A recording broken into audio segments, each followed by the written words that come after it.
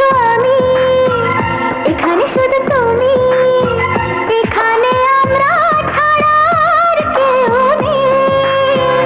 একটু কাছে এলে ভালোবাসা দিলে ক্ষতি কি বলো যদি একাকার হই, ক্ষতি কি বলো যদি একাকার হই।